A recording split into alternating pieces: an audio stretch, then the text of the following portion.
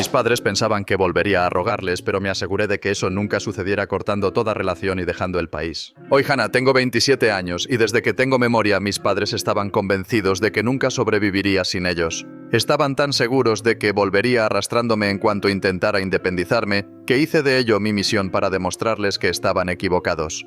Al crecer, era evidente que mi hermano mayor, de 30 años, era el hijo dorado. No podía hacer nada mal. Recibía ropa nueva, dispositivos electrónicos, pasatiempos costosos y apoyo ilimitado. Mientras tanto, yo era el archivo expiatorio. Si algo se rompía en casa, me culpaban. Si el dinero escaseaba, de alguna manera era mi culpa. Si quería algo para mí, era egoísta e ingrata. Mis padres tenían un control total sobre cada aspecto de mi vida. Se aseguraron de que no aprendiera habilidades básicas como administrar un presupuesto, cocinar o incluso cómo postularme para un trabajo.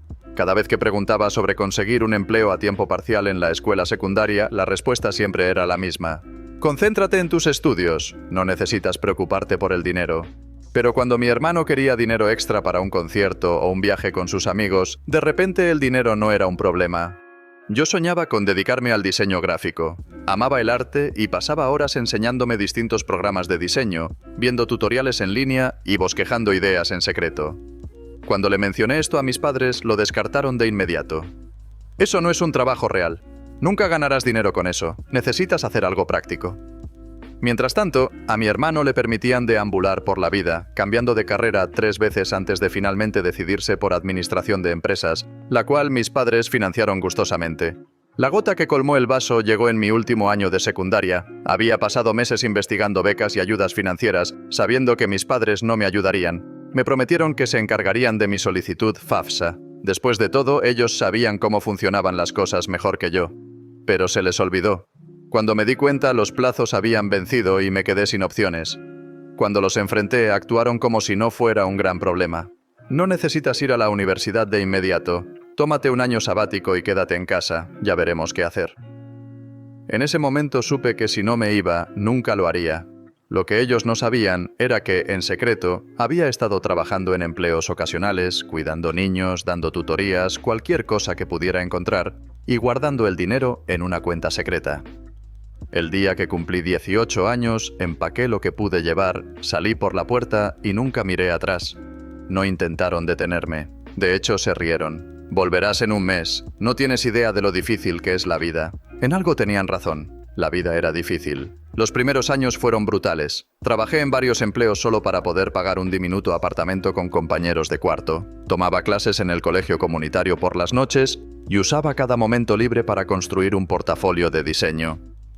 Hubo noches en las que me fui a la cama con hambre, momentos en los que apenas reunía el dinero para la renta, instantes en los que me pregunté si realmente podía lograrlo.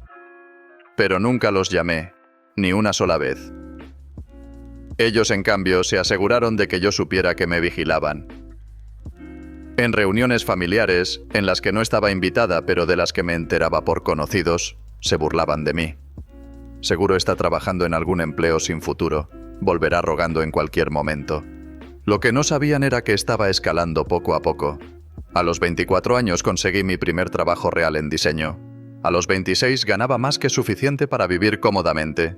Y a los 27 tenía un empleo remoto estable en UX UI, mi propio apartamento y cero contacto con mis padres. Fue entonces cuando, de repente, cambiaron de actitud.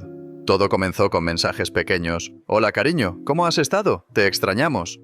Luego vinieron las invitaciones a visitarlos, la nostalgia forzada, el chat familiar al que de repente decidieron añadirme.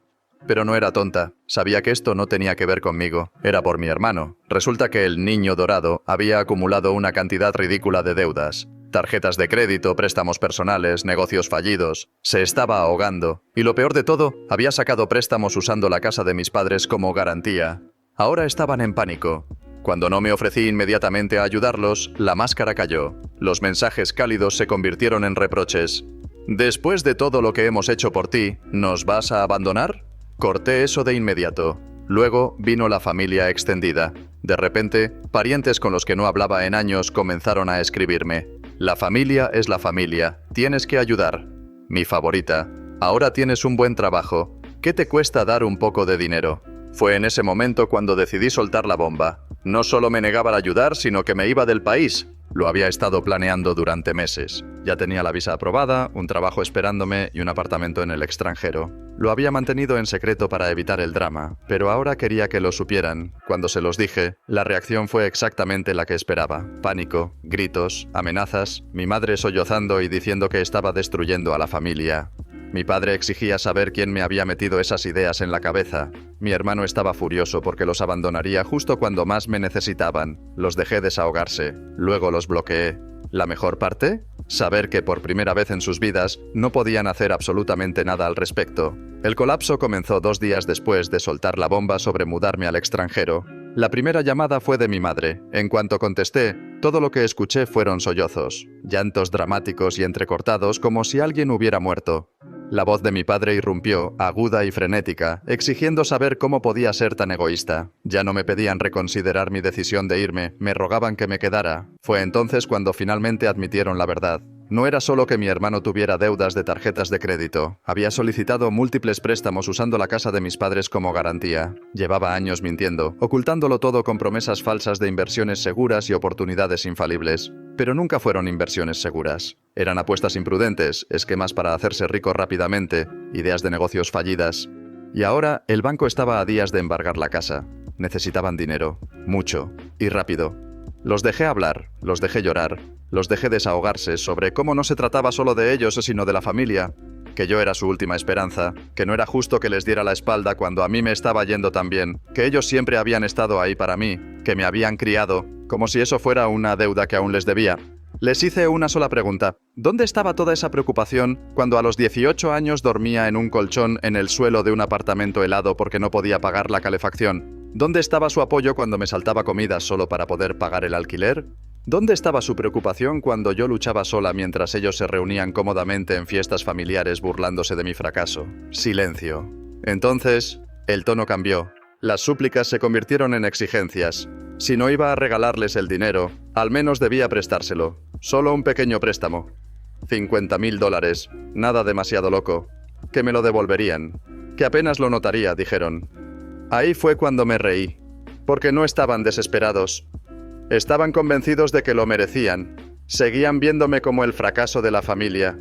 La que había huido. La que podían ignorar, menospreciar y humillar. Hasta que necesitaran algo. No habían cambiado.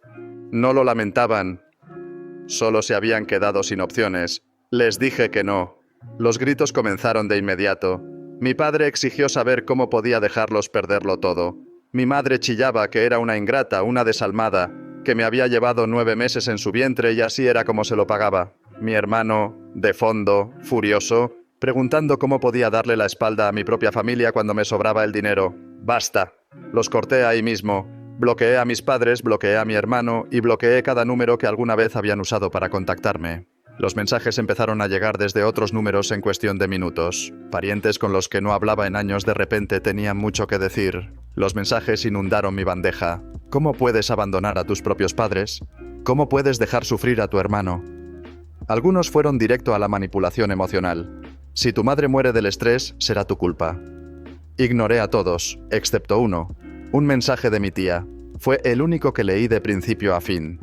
A diferencia de los demás, ella no intentaba hacerme sentir culpable. Estaba de mi lado.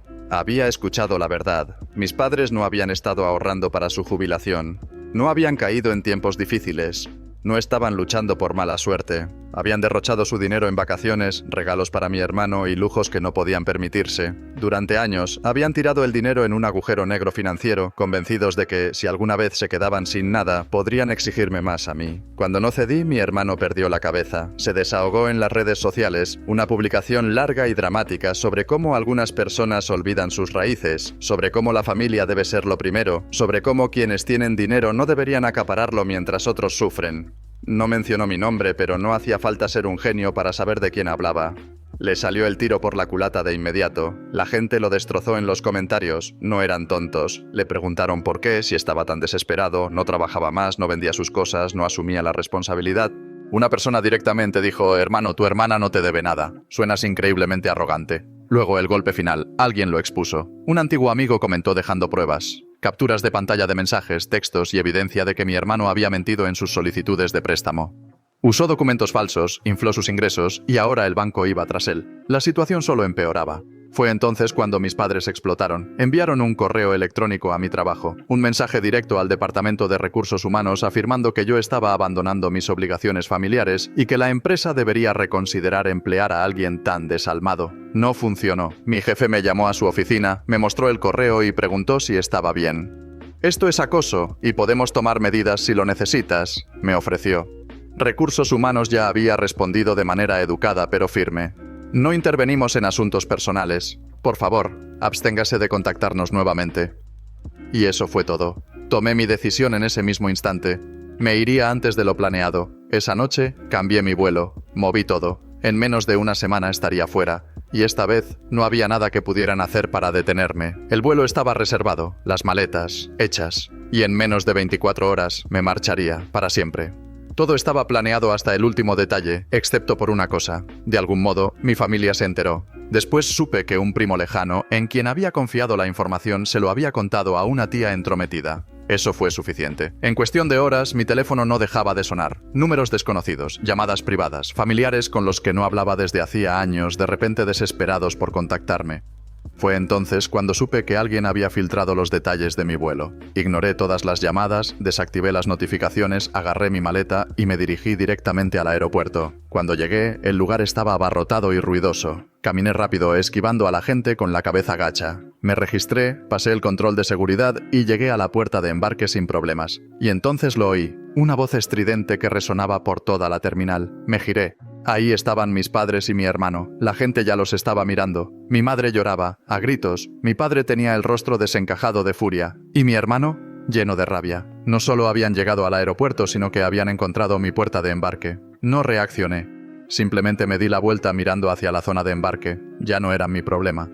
Fue entonces cuando mi hermano comenzó a gritar lo suficientemente alto como para que todos lo escucharan. Vociferaba que los estaba abandonando, que era egoísta, que iba a arruinar la vida de mis padres con mi partida. La gente miraba, algunos susurraban, otros sacaban sus teléfonos. Vi a un empleado del aeropuerto fruncir el ceño al mirar la escena. Entonces mi madre se desplomó en el suelo llevándose las manos al pecho y sollozando. La actuación de siempre. La gente corrió a ayudarla. Una mujer preguntó si necesitaba un médico. Otra persona le ofreció agua. Mi padre comenzó a gritar que yo estaba matando a mi propia madre al marcharme. La seguridad llegó rápido. 2 oficiales, calmados y profesionales, preguntaron qué sucedía. Mi madre, aún en el suelo, sollozaba diciendo que su hija la estaba abandonando, que me habían lavado el cerebro, que estaba siendo manipulada por extraños. Mi hermano me señaló directamente y les dijo a los oficiales que yo era una persona horrible. No respondí. Solo saqué mi pase de abordar y lo mostré.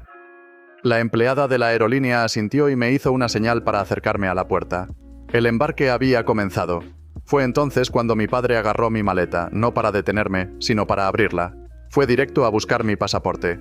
La seguridad intervino de inmediato y le ordenaron que la soltara. Él argumentó, fingió que todo había sido un malentendido, no les importó. Le advirtieron que si no se iba lo sacarían escoltado. Di un paso adelante, miré a mis padres, miré a mi hermano, por última vez. Y entonces lo dije, en voz alta para que todos lo escucharan. Les mandaré una postal si algún día me acuerdo de que existen. Y me di la vuelta. Subí al avión, encontré mi asiento, me abroché el cinturón. Las puertas se cerraron y por primera vez en mi vida fui libre. Cuando el avión aterrizó en mi nuevo país, encendí el teléfono. Decenas de mensajes. El buzón de voz estaba lleno. Correos electrónicos inundaban la bandeja de entrada. Todos de mi familia. Bloqueados. Cada uno de ellos. Salí del aeropuerto hacia un mundo completamente nuevo. Sin padres, sin hermano, sin culpa. Solo yo y la vida que tanto me había costado construir. Las primeras semanas fueron un proceso de adaptación, papeleo, cambios culturales, acostumbrarme a un nuevo ambiente laboral. Pero cada desafío me recordaba por qué me había marchado. Pasé los primeros días instalándome, organizando mi nuevo hogar, conociendo gente nueva. Y entonces llegó la noticia. Mis padres habían perdido la casa. Era oficial. El banco se había llevado todo. Tuvieron que mudarse a una casa de alquiler. ¿Y mi hermano? Su vida se desmoronó por completo. La demanda lo golpeó con fuerza. Los prestamistas no solo lo estaban demandando, iban tras todo lo que tenía. Su coche, reposeído. Su crédito, destruido. No le quedaba dinero. Y nadie iba a rescatarlo. La reacción de la familia fue dividida. Algunos parientes estaban furiosos. Me llamaron insensible, cruel, egoísta. Pero otros, algunos de hecho se pusieron en contacto solo para decirme una cosa. Bien hecho. Al parecer no fui la primera persona a la que mis padres habían arruinado. No fui la primera persona a la que mi hermano había utilizado. Solo fui la primera persona que logró escapar. Tomé una última decisión. Corté lazos con todos los que se pusieron del lado de mis padres, con aquellos que intentaron hacerme sentir culpable, con los que me trataron como si fuera una cuenta bancaria. Pero algunos, como mi tía, quien me había advertido sobre la imprudencia financiera de mis padres, los mantuve a distancia, sin llegar a excluirlos por completo. Unos meses después llegó la última actualización. ¿Mi hermano? Intentó levantarse de nuevo. Un nuevo trabajo, un nuevo esquema en línea, un intento desesperado de reinventarse como un gurú financiero, hasta que eso también fracasó, y aún así se negó a asumir la responsabilidad de sus errores. Mis padres seguían luchando esperando que alguien los salvara, pero ya no era mi problema porque yo tenía algo que ellos jamás vieron venir: un año. Eso era lo que había pasado desde que me fui, desde que me alejé del caos, la culpa y las demandas interminables. Y en ese año todo había cambiado. Me iba increíblemente bien. Me había adaptado por completo a mi nuevo país. Mi apartamento, luminoso, moderno y mío, estaba en un hermoso vecindario. ¿Mi trabajo? Mejor que nunca. Había pasado de tener un puesto estable a recibir un gran ascenso, gestionando mis propios proyectos con un generoso aumento de sueldo. El tipo de éxito que mi familia juraba que nunca tendría. Los fines de semana los pasaba explorando, conociendo gente nueva, viajando a lugares que solo había soñado visitar. Mi vida estaba llena, y mi familia seguía luchando. Intentaron de todo para volver a contactarme. Correos electrónicos, llamadas, mensajes de familiares lejanos, cuentas nuevas en redes sociales creadas solo para llegar a mí. Cada mensaje decía lo mismo. Te extrañamos, solo queremos hablar, tu madre está desconsolada. Bloqueados, cada vez. Pero hubo uno que destacó, un extenso correo electrónico de mi padre. No era una disculpa, ni arrepentimiento, solo una larga manipulación emocional sobre cómo apenas podían llegar a fin de mes en su casa de alquiler, cómo sus vidas se habían venido abajo sin mi ayuda, cómo habían sacrificado tanto por mí y ahora no les quedaba nada. Y al final del correo, ¿una solicitud de dinero? Nunca respondí. No me buscaban porque hubieran cambiado. Me buscaban porque aún les resultaba útil, y como ya no lo era, estaban desesperados, bloqueados. Otra vez. ¿Mi hermano? Seguía igual. Un año después, y nada había cambiado. Seguía arruinado, sin trabajo, echando la culpa a todos menos a sí mismo. La demanda lo había destrozado. Su crédito estaba por los suelos. Los prestamistas le habían quitado todo. Y como nunca había trabajado realmente para ganarse la vida, no sabía cómo sobrevivir sin depender de los demás. Y como yo no acudía a salvarlo, buscó un nuevo chivo expiatorio. Me enteré por un primo. Después de que me fui para siempre, mis padres acudieron a otra persona. Un primo más joven, de apenas 20 años, recién graduado, ingenuo. Mis padres le contaron la misma historia lacrimógena sobre cómo estaban a punto de perderlo todo, sobre cómo la familia debía ayudarse mutuamente, sobre cómo solo era un pequeño favor. Y durante un tiempo funcionó, hasta que mi primo descubrió la verdad. Se dio cuenta de que cada euro que les daba era otro euro que mis padres desperdiciaban. Fue entonces cuando también los cortó. Y así, mis padres perdieron su segundo salvavidas. Mientras tanto, yo vivía mi mejor vida. El trabajo iba increíble, estaba en una relación sana y de apoyo. El tipo de relación que mis padres habrían intentado sabotear si todavía tuvieran acceso a mí. Tenía amigos de verdad, personas que se preocupaban por mí por quién era, no por lo que podía hacer por ellos. La culpa se había ido. La terapia había hecho maravillas, había desenterrado todo, cada manipulación, cada intento de hacerme sentir culpable, cada condicionamiento que me hizo creer que les debía algo. Cada intento de hacerme sentir culpable, cada condicionamiento que me hizo creer que les debía algo, y ahora lo sabía. No les debía nada. Entonces llegó el último paso. Cambié todo. Nuevo número de teléfono, nuevo correo electrónico. Incluso cambié los nombres de mis redes sociales. Borré cualquier forma en la que pudieran contactarme. Y fue entonces cuando finalmente se rindieron. Los mensajes cesaron. Las disculpas falsas desaparecieron. Y fue entonces cuando supe que era libre. Una mañana me senté en el balcón. El sol brillaba. Una brisa cálida acariciaba mi rostro. Sostenía una taza de café en la mano. Y entonces llegó una carta. Era de un primo lejano. No era un ataque. No era un intento de manipulación. Solo un mensaje sencillo. Hiciste lo correcto. Al parecer no era la única persona que había visto a través de las mentiras. Y por primera vez en mi vida me reí, porque ellos pensaron que volvería arrastrándome, que fracasaría, que correría de regreso desesperada suplicando su aprobación, pero nunca lo hice. Y esa fue la mejor venganza de todas, un año de paz, un año sin contacto, un año viviendo la vida según mis propias reglas, pero aún quedaba algo que me ataba a ellos, mi apellido. Seguía siendo una conexión con esas personas que pasaron años menospreciándome, controlándome, usándome. Aunque ya no estaban en mi vida, su nombre seguía pegado al mío, apareciendo en cada documento oficial, en cada formulario, en cada firma de correo electrónico. Pero eso estaba a punto de cambiar. El proceso comenzó en silencio. Presenté los documentos, pagué las tasas, agendé las citas. Sin anuncios, sin advertencias. Nadie necesitaba saberlo. La espera comenzó. Pensé que ahí terminaría todo. No fue así. De algún modo, un pariente lejano se enteró. No era alguien cercano, ni siquiera alguien con quien hubiera hablado en años, solo otro familiar entrometido que amaba el drama, y corrió directamente a contárselo a mis padres. No tardaron mucho. En cuestión de días, mi bandeja de entrada se llenó. Correos electrónicos. Varios. Algunos largos y dramáticos, otros cortos y llenos de rabia. ¿Por qué estás haciendo esto? Esto es una bofetada en la cara. Después de todo lo que hicimos por ti, ¿así nos pagas? Bloqueados. Luego vinieron las llamadas, números desconocidos, familiares al azar, incluso mi hermano. Los mensajes de voz eran peores. La voz de mi madre, quebrada, sollozando, diciendo que me perdonaba por haberme ido, diciendo que no necesitaba hacer esto. La voz de mi padre, furioso, exigiendo explicaciones, llamándome dramática, infantil. ¿Y mi hermano? Lleno de rabia, hablando de cómo estaba arruinando la unidad familiar, de cómo estaba faltando al respeto al legado familiar, de cómo los estaba dejando en ridículo. Dejé que los mensajes se acumularan. Luego los borré todos. Bloqueados. Otra vez. Después intentaron contactar a mi trabajo. De nuevo.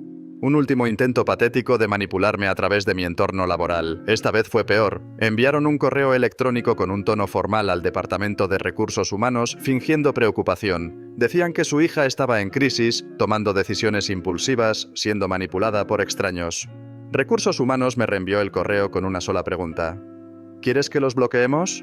Respondí. Sí. Y así fue. Cortados para siempre. Un primo me contactó después de que estalló el drama. No para culparme, para reírse.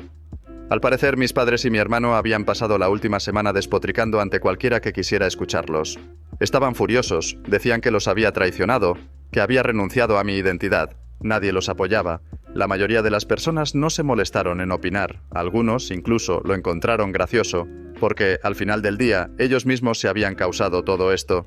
El cambio de nombre finalmente fue aprobado. Sostener el documento oficial en mis manos fue como quitarme un peso de encima. Por primera vez, mi nombre era mío, no de ellos. No era algo que me atara a las personas que intentaron controlarme. Era mío.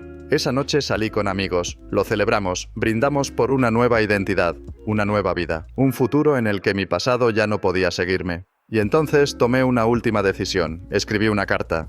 No para enviarla, no para reconectarme, solo para mí, cada palabra que nunca les había dicho, cada momento en que me hicieron sentir pequeña, cada humillación, cada mentira, cada disculpa falsa, cada intento de manipulación, lo escribí todo, luego la quemé, porque ellos no merecían ni un segundo más de mi vida, y ahí fue cuando lo comprendí, nunca tuvieron poder sobre mí, nunca, solo pensaba que lo tenían, ahora era libre, sin un apellido que me atara a ellos, sin una forma de contactarme, de controlarme, de hacerme sentir culpable. Eran solo una historia pasada de la que había crecido y evolucionado. Y con eso seguí adelante. Y 2 años. Eso era lo que había pasado desde que desaparecí de la vida de mi familia. 2 años de paz. 2 años prosperando. 2 años sin contacto. Y entonces me comprometí. No fue algo repentino. Llevaba más de 1 año en una relación fuerte y sana. Una pareja que me respetaba, que nunca intentó controlarme, que nunca me hizo sentir que tenía que demostrar mi valor. El compromiso fue sencillo, privado, perfecto. La boda, aún más íntima, solo amigos cercanos, unos pocos familiares de confianza, sin grandes anuncios, sin drama, excepto que una persona se enteró. Y eso fue todo lo que hizo falta. El primer correo electrónico llegó 1 mes antes de la boda. Era mi madre. Después de años de silencio, de repente quería reconectarse antes del gran día. No preguntó cómo estaba, ni reconoció el daño que había causado. Simplemente repitió el mismo guión de siempre. Que la familia es para siempre, que me arrepentiría de no tener a mis padres en la boda, que me perdonaba por haberlos apartado de mi vida, como si ella fuera la víctima. Bloqueada. Días después, mi hermano. Un largo discurso lleno de derecho y arrogancia sobre cómo era su deber acompañarme al altar, como si no hubiera pasado años tratándome como si yo fuera inferior a él, como si alguna vez me hubiera apoyado, hubiera estado ahí para mí, o me hubiera visto como algo más que su plan de respaldo. Bloqueado. Luego vino el chantaje emocional. correos, más llamadas de familiares lejanos, mensajes inundando mi bandeja de entrada. Te arrepentirás para siempre, estás cometiendo un gran error, no puedes borrar a la familia. Bloqueados. Otra vez. En ese punto supe que no solo intentaban hacerme sentir culpable, iban a presentarse, así que no dejé nada al azar. Llamé al lugar de la boda, expliqué la situación, envié una notificación oficial y se alertó al personal de seguridad. Se prohibieron ciertos nombres y se tomaron precauciones adicionales. No habría sorpresas, o al menos eso pensaba. Llegó el día de la boda. La ceremonia ya había comenzado cuando llegaron. No en silencio, no con calma. Hicieron una escena. Gritaron al personal, exigiendo que los dejaran entrar. Mi madre lloraba, como siempre, en el momento justo. Mi padre, rojo de ira. ¿Y mi hermano? Furioso. Vociferaba que estaba arruinando a la familia, que los estaba avergonzando, que era su derecho estar allí. La seguridad estaba lista. Fueron sacados de inmediato, sin advertencias, sin discusiones, escoltados fuera de la propiedad. Dentro, la ceremonia continuó sin interrupciones, sin distracciones, solo un día perfecto. No supe del escándalo hasta después. Algunos invitados los habían visto discutiendo con los guardias de seguridad. Mi madre, con los ojos llenos de lágrimas fingidas, suplicaba al personal en la entrada.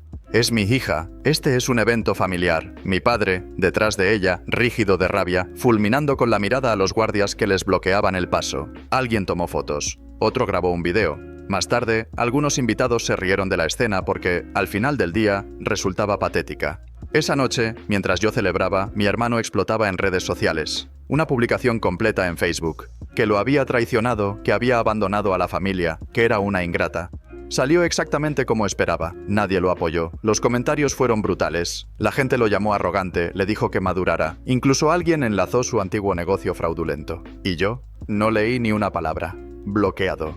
A la mañana siguiente tomé un avión. 2 semanas. Una luna de miel de ensueño. Sin drama, sin estrés, sin familia arruinando nada. Y cuando regresé, finalmente habían dejado de intentarlo. Bloqueados, borrados, desaparecidos, para siempre. Los años pasaron. Para entonces ya tenía 30 y tantos, una casa, una carrera, una vida tan alejada de mis padres que parecían completos desconocidos. Sus intentos de contactarme habían disminuido con el tiempo. Menos correos electrónicos, menos números desconocidos, pero de vez en cuando algún pariente lejano aún intentaba saber de mí. Había sido un tiempo tranquilo, o eso pensaba. Hasta que, un día, llegó un correo. No era de ellos, era de un abogado encargado de la herencia de mi abuelo. Los términos del testamento requerían la aprobación unánime de todos los beneficiarios antes de poder distribuir los bienes. Mis padres habían asumido que yo firmaría sin problemas. Pero ahora estaban atrapados esperando mi firma. Cada uno debía autorizar la división de los activos. Y eso me incluía a mí. Casi me dio risa. Después de años de tratarme como si no existiera, de repente me necesitaban. No buscaban disculparse. No querían hacer las paces, solo necesitaban mi firma. Pensaron que simplemente accedería, que firmaría los papeles, que los dejaría quedarse con todo, como si todavía fuera la persona callada y obediente a la que habían pisoteado durante años. No respondí. En su lugar, contraté a mi propio abogado. Sin contacto directo, sin discusiones familiares, solo acciones legales. Días después, llegó un segundo correo, esta vez de mi hermano. Pero no era como los anteriores, no había exigencias, ni gritos, solo súplicas. Hablaba de cómo se estaba ahogando, de lo difícil que había sido la vida sin mi ayuda, de cómo había cambiado, de cómo yo le debía esto. Ignorado, bloqueado. Luego un mensaje de voz de mi madre, desesperada, llorando, fingiendo ser la madre amorosa que nunca fue, diciendo cuánto me extrañaba, que no quería que las cosas terminaran así. Pero al final, un desliz. Una sola frase que reveló toda la actuación. Solo necesitamos que hagas lo correcto y firmes. Eso era todo. Manipulación. Bloqueada. El proceso legal avanzó rápido. Resultó que mis padres habían intentado manipular el testamento a su favor. Daban por hecho que yo firmaría sin más. Pero ahora tenían que luchar por su parte. Y perdieron. Tomé la parte que me correspondía. Ni un centavo más, ni un centavo menos. ¿Pero darles algo a ellos? Nada, ni un euro. El colapso final no tardó en llegar. Un último correo electrónico. Esta vez de ambos, lleno de furia. Insultos, llamándome malvada, egoísta, una vergüenza. Que había traicionado a mi propia familia. Que ojalá nunca me hubieran tenido. El mismo guión de siempre. Pero esta vez, respondí. Esta es la última vez que tendrán noticias mías. Luego, borré sus correos electrónicos, cambié mi número y por primera vez en mi vida me alejé para siempre. Pasaron los años, ya estaba cerca de los 40, una vida tan alejada de mi pasado que apenas parecía real.